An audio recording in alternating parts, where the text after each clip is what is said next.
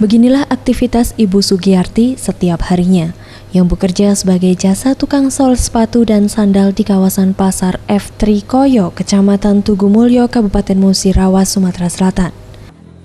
Ibu Sugiyarti yang merupakan warga desa Kalibening, Kecamatan Tugumulyo ini bekerja sebagai sol sepatu sudah dijalaninya sejak 10 tahun yang lalu, yang hingga kini tetap ditekuninya pasca ditinggal suaminya yang meninggal dunia.